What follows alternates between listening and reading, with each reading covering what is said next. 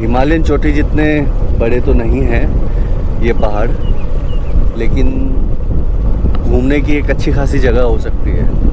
Travel करने के लिए, ब्लॉग बनाने के लिए, या फिर नेचर के बीच में थोड़ा जो आप वक्त गुजारना चाहते हैं शांति के लिए, पीस के लिए, तो ये एक बहुत खूबसूरत जगह हो सकती है।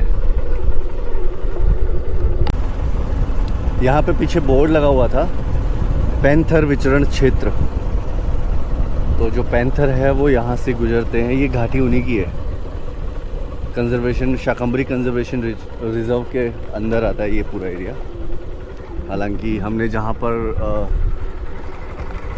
कैंप लगाया था वहाँ पर भी लोग कह रहे थे कि पैंथर आते हैं घूमते फिरते, शिकार करके ले जाते हैं। कई बार एक गौशाला से कुछ बछड़ों को लेके गया था, जो गडरिये होते हैं उनकी बकरियों को ले गया था। हाल ही फ़िलहाल यहाँ पर छोड़े गए हैं इस कंजर्वेशन रिजर्व में भारत सरकार के द्वारा, राजस्थान सरकार के द्वारा।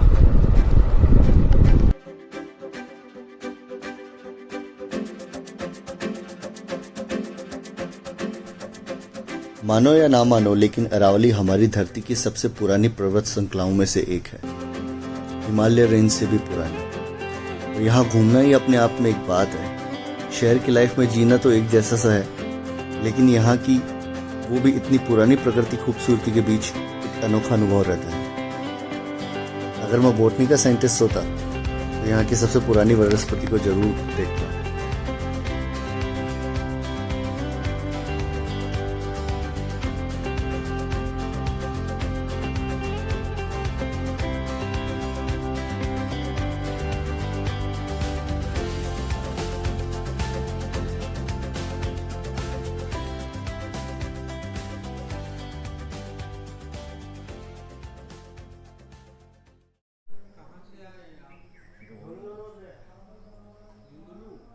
ये कोरोना वायरस का पेड़ है भाई साहब। वैसे ये कोरोना वायरस का पेड़ नहीं है, ये कदम्ब का वृक्ष सॉरी, मेरी हिंदी बड़ी गंदी है। वैसे तो हिंदी सबकी गंदी है, हिंदी भाषी हैं, लेकिन उस हिसाब से बोल नहीं पाते। तो लेकिन बहुत तेज़ खुशबू आ रही है इनकी। ये मुनि जी का आश्रम है। पहले तो हम इसके पीछे लगाने की सोच रहे थे, लेकिन यहाँ के मैनेजर ने मना कर दिया, क्योंकि पीछे जंगली जानवर आते हैं, कैमरे वैमरे लगा हुआ है, तो ट्रस्टी की तरफ से कोई प्रॉब्लम ना हो, इस वजह से उन्होंने मना कर दिया था। लेकिन बहुत घना जंगल बना हुआ है यहाँ पर। हाँ भाई, मुझे डर भी लग रहा है, नहीं भी लग रहा है ना। एक पुजारी जी कहते हैं कोई जानवर नहीं है, दूसरा कहते हैं कि बहुत सारे जानवर हैं, और तीसरा कहते हैं आप लगा लीजिए, लेकिन हमें कोई जिम्मेवारी नहीं है। लेकिन जगह बहुत, सच में बहुत खूबसूरत जगह है ये।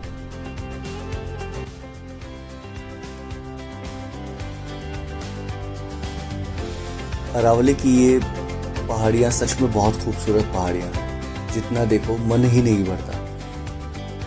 वैसे तो यहाँ रावण कुंड भी है जो रास्ते में ही पड़ता है, लेकिन हम नहीं जा सके, वो किसी और दिन जाना होगा। हम वेट कर रहे हैं एक्चुअली। वहाँ पे लिखा हुआ है कि नागकुंड का जो रास्ता है वो इस तरफ से जाता है, राइट हैंड साइड पे। लेकिन वो ये रोड जाएगी या फिर जो हमने देखी ये वाली रोड नीचे से।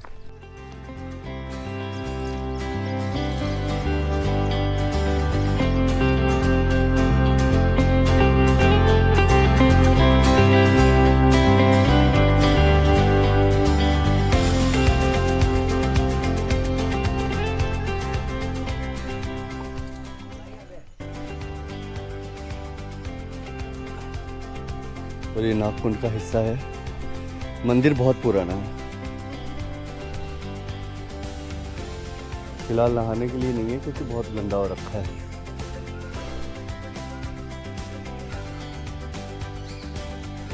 ये शायद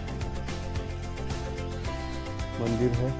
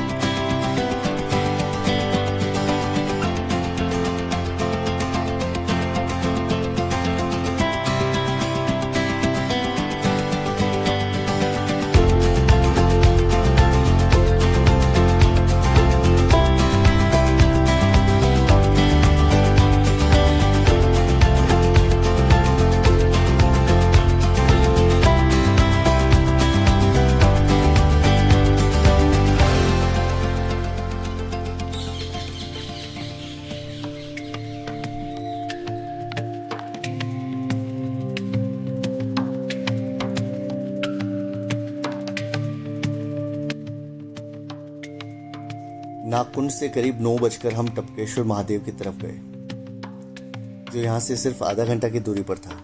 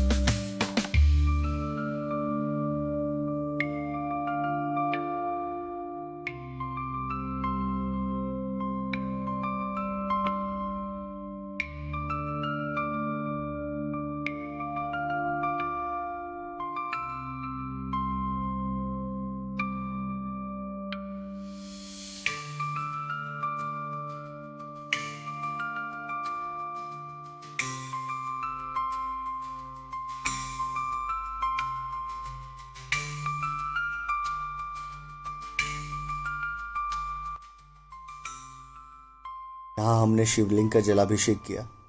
यहाँ बारिश की बूंद बूंद पीपल के पेड़ से होते हुए टपक टपक कर एक गुफा में गिरती है शिवलिंग के ऊपर गिरने के बाद, जिसमें पानी भरा हुआ है, इसलिए इसे टपकेश्वर महादेव कहते हैं। इसी गुफा से हमने पानी निकाल कर हम यहाँ नहाए और जलाभिषेक किया।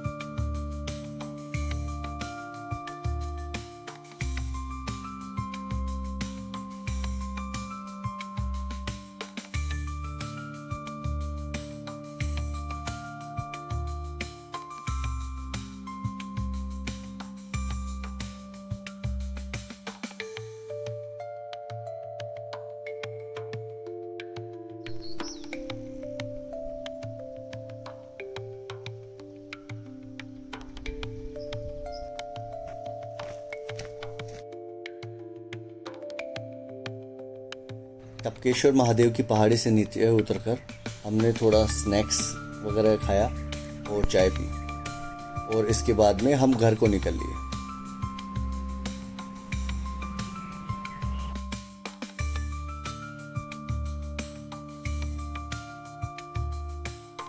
अरावली की ये पहाड़ियाँ सच में बहुत खूबसूरत पहाड़ियाँ हैं, जितना देखो मन ही नहीं भरता।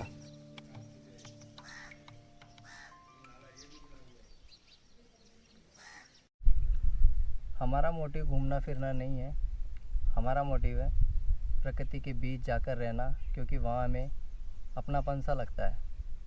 लोग हिमाचल जाते हैं, मनाली जाते हैं, कैंपिंग करते हैं, लेकिन मुझे तो मेरी ये इन अरावली की पहाड़ियों के बीच रहकर भी अपनापन सा लगता है और मुझे यहीं अच्छा लगता है। चाहे आप हिमाचल, उत्तराखंड, हिमालयन पहाड़ियों में जाइए, चाहे आप सदर्न पठारी क्षेत्रों के पहाड़ों में जाइए, कोंकण रेंज में जाइए या अरावली क्षेत्र में आइए, वनस्पति और नेचर के बीच में रहना एक अपने आप में नया अनुभव होता है। हमारा सफ़र यहाँ ख़त्म तो नहीं हो रहा, लेकिन शुरू हो रहा है। तो हम यहाँ से घर की तरफ निकलिए और फिर यहाँ से आगे देखते हैं हम किस तरफ जाते हैं। अगला पड़ाव हमारा नीलकंठ होगा, क्योंकि पिछली बार मैंने कांवड़ चढ़ाई थी, तो इस बार भी मेरा कांवड़ चढ़ाना बहुत ज़रूरी है। इसलिए हम शायद अगले हफ्ते नीलकंठ महादेव जाएंगे ऋषिकेश में।